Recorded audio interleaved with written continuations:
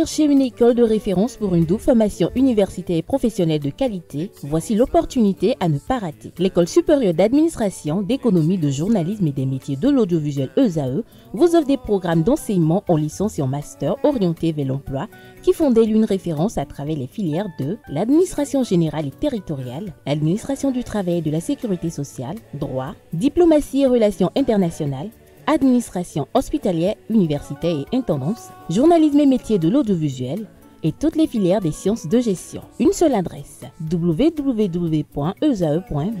Rendez-vous dès maintenant sur nos campus ESAE Bedjromende au numéro 90 93 65 21 ou au numéro 98 98 14 00. Paracourt sur le numéro 52 46 12 12. Aboumé-Calavi au numéro 52 88 44 44. Akpaka au numéro 52 88 33 33. ESAE, l'excellence à un nom. À toutes et à tous, bonjour. Bienvenue dans ce nouveau numéro de votre émission hebdomadaire sur la route. On parle sécurité routière, on parle survie et cette semaine, on parle de route. Le sujet de cette semaine est intitulé Route et sécurité, comment la qualité des infrastructures sauve des vies. Et pour en parler, je suis avec Lionel Chikwe, contrôleur qualité dans le domaine de la construction et plus principalement des travaux publics. Lionel, bonjour. Bonjour Monsieur Francis, comment allez-vous? Je vais très bien chez vous. Ça va très bien. Alors on va entrer tout de suite dans le vif du sujet. Comment définirez-vous une infrastructure routière de qualité? Avant d'aborder le sujet d'infrastructure routière de qualité, oui, j'aimerais mettre l'accent sur l'aspect route. L'aspect route, tu veux comprendre que ce n'est pas quand la route est bitumée ou bien en pavé que ça s'appelle route. Non. Toute plateforme permettant à tout individu H lambda de circuler d'un point A à un point B est route.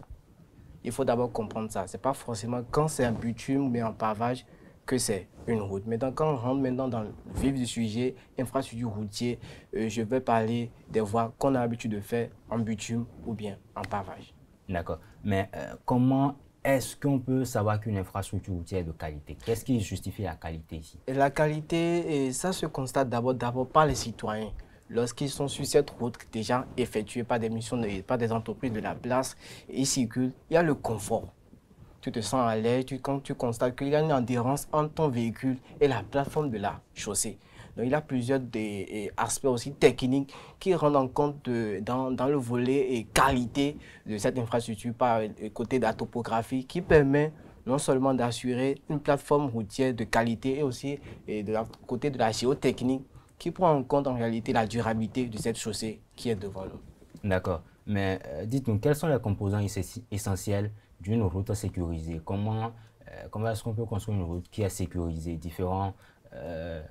en comparaison à d'autres routes, tout simplement? Bon, d'abord, la route, quand vous dites qu'une route sécurisée, toutes les routes sont sécurisées quand elles sont finies. Il faut comprendre que toutes les routes sont sécurisées. C'est là on parle d'infrastructure routière sécurisée.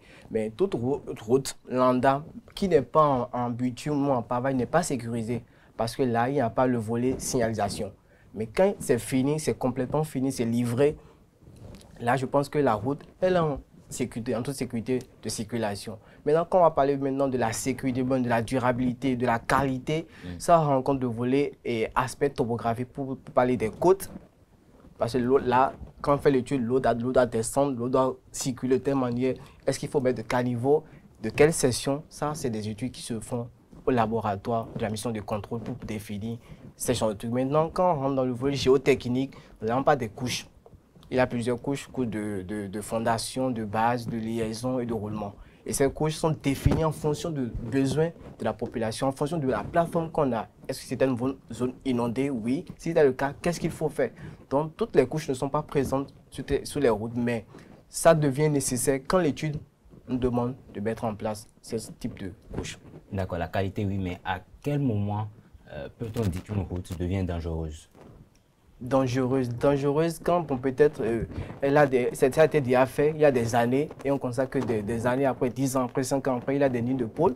C'est-à-dire quoi? Tu vas constater que sur des routes données, il y a des trous. Oui. On voit même le sable déjà. Là, oui, c'est en danger. Comment est-ce qu'on peut évaluer l'état d'une chaussée? Quels sont les critères qui entrent en ligne de compte quand on veut évaluer, hormis ce que vous avez déjà ce que vous avez déjà évoqué, quels sont les autres critères qui entrent en ligne de compte quand on veut évaluer l'état d'une chaussée? L'état d'une chaussée, pour évaluer l'état d'une chaussée, ça dépend de plusieurs paramètres. Il y a le volet entretien, si c'est déjà fait, volet entretien. Il y a le volet de ce que la route nous présente 5 ans après qu'ils ont effectué. Il y a aussi le volet le trafic, le flux de la circulation.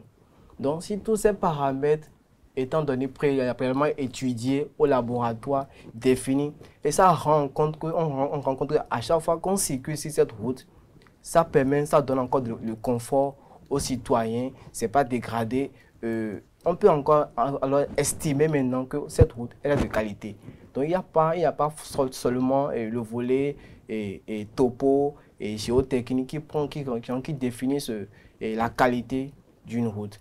Il y a aussi le paysage. D'accord. On sait que, bon, pour ne pas dire des conneries, nous savons que chez nous, quand on voit une nouvelle route qui est livrée, on a tout de suite envie de se laisser aller. Mais je m'en vais vous demander, est-ce que les dos d'âne ou bien les ralentisseurs sur nos voies, est-ce que c'est toujours bénéfique? Parce que, bon, on se demande quand même. Vous savez, les ralentisseurs, les dos d'âne viennent juste pour rendre l'effet sécurité de la vie des citoyens. Je prends le cas où tu prends une route qui n'a pas de dos d'âne. Tu te mets à fond sur les gaz. Oui, obligé.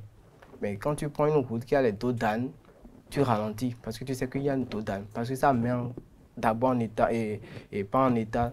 À l'épreuve, votre engin. Votre engin ou votre véhicule. Et toi-même, tu te sens mal à l'aise. Tu ressens un choc.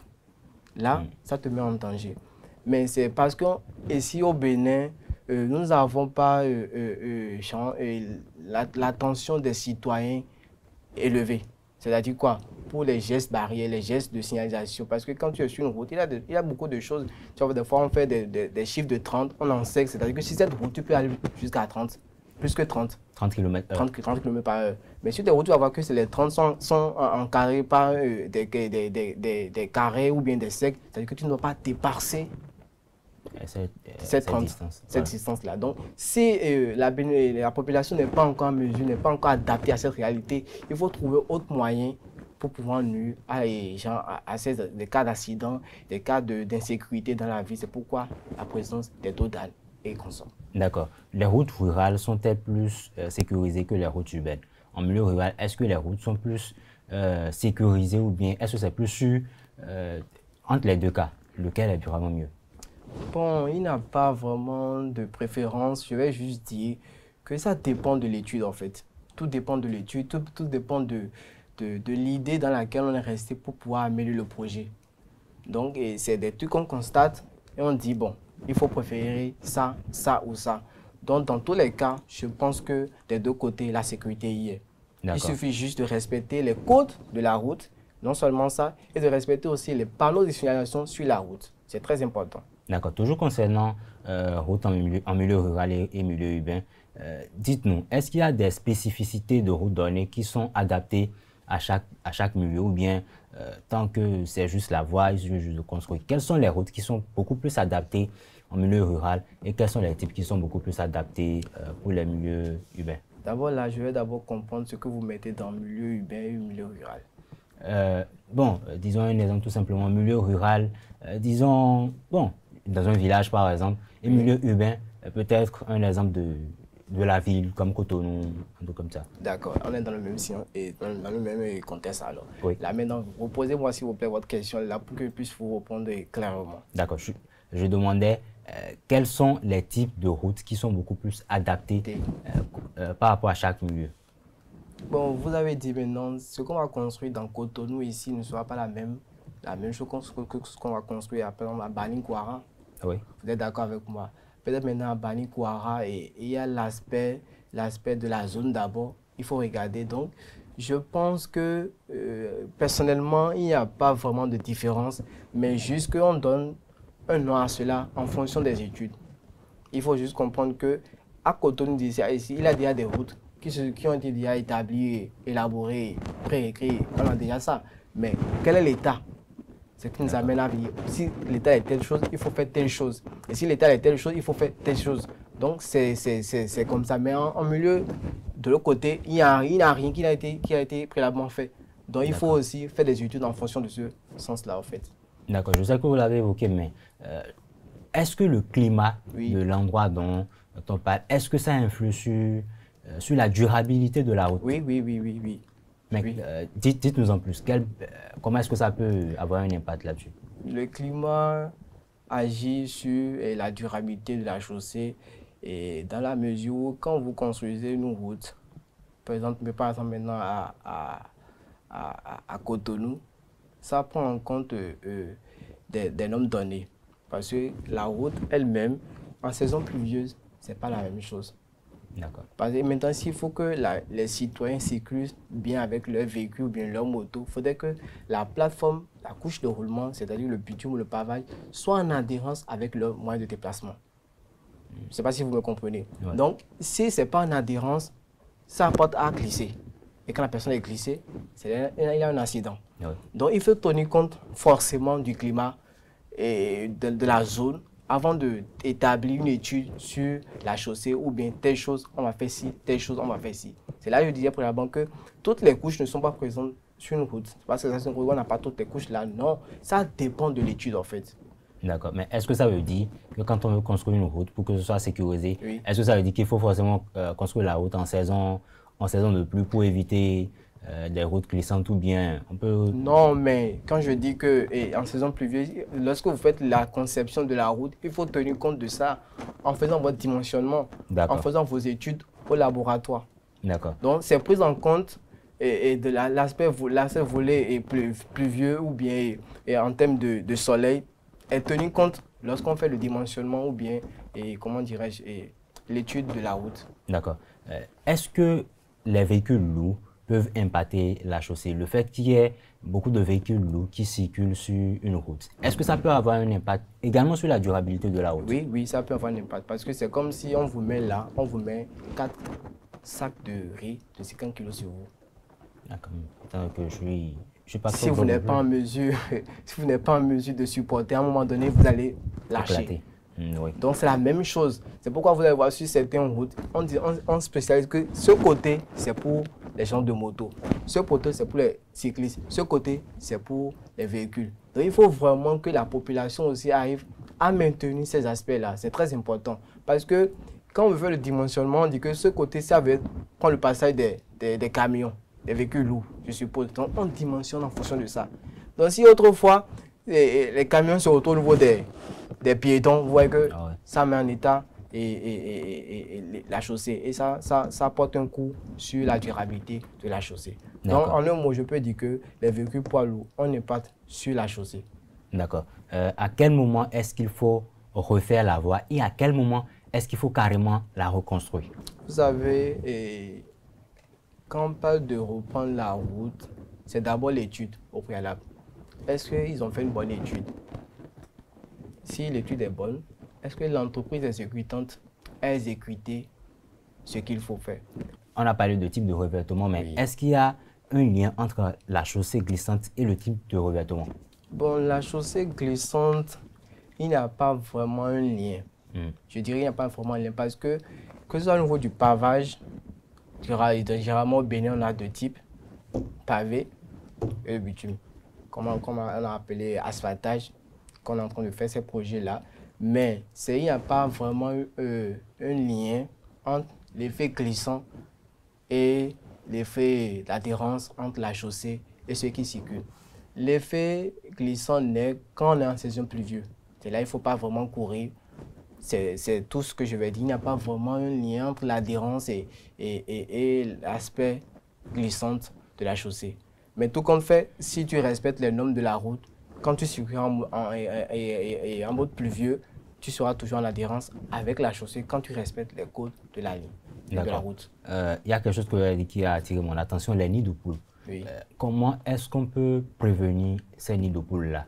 Surtout que ça arrive, enfin, ça apparaît juste au creux, c'est juste un creux en plein milieu de la route. Comment est-ce qu'on peut prévenir ça? Les nids de poules, ça intervient malgré nous, parce que ça a été déjà fait. Il a souvent un truc qu'on appelle dans notre domaine les avenants. Les avenants. Les avenants, quand vous faites un projet, vous livrez la route, et que bon, après 3 ans, on constate des dégâts sur la route, c'est ce qu'on appelle des avenants. Vous êtes amené encore réparer cette route-là. Parce qu'autrefois, ce que vous avez fait ne rompt pas en compte les cahiers de charges qui prennent en compte le projet. Donc, dans ce cas, il faut carrément revenir corriger ces défauts. Maintenant, malgré cela, on constate que toujours il y a des nids de pôle. C'est parce que peut-être au préalable, le suivi n'a pas été fait au niveau des différentes couches. Ça n'a pas été bien compacté, peut-être, ou bien ça n'a pas répondu aux essais de densité et l'essai de plaques. Ça, je rentre dans le côté géotechnique.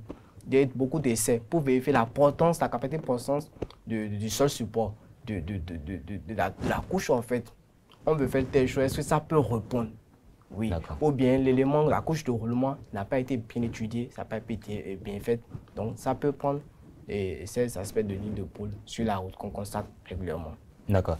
Nous sommes presque à la fin. Pour le simple citoyen, oui, comment est-ce qu'il peut prévenir les accidents liés aux infrastructures routières? Pour le simple citoyen, je vais juste leur demander, quand vous êtes sur la route, il faut simplement respecter les codes de la route. Respecter les panneaux, ne pas brûler les feux, c'est très important. Nous tous, nous le faisons, indépendamment parce qu'on est pressé et tout, mais c'est très important de respecter les aspects de la route. Et aussi, je vais aussi aller loin pour dire, respecter aussi les gestes hygiène.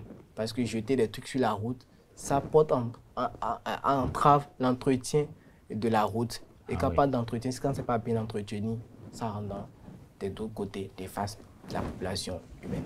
D'accord. Peut-être un mot de fin à l'endroit de nos amis internautes ou des citoyens béninois? Je vais simplement vous dire qu'il faut d'abord considérer la route, ce qu'on fait pour le peuple béninois, comme un patrimoine propre à nous. Et ce qui est propre à toi, il faut l'entretenir. Si je pense que tous les Béninois ont cette mentalité, ce qu'on fait 10 ans, 15 ans, 20 ans, ça va durer pour nous. Parce que les études qui sont en train d'être mises en place au niveau de la chaussée, des routes, qui sont en train d'être établies, vont durer. Ça, je vous le promets. D'accord. On vous l'aura compris, la route, ce n'est pas que pour le gouvernement, ce n'est pas que pour les élus locaux, c'est pour nous tous. Apprenons à les entretenir et elles dureront. Alors, c'est tout pour sur la route de cette semaine. Au plaisir de vous retrouver la semaine prochaine.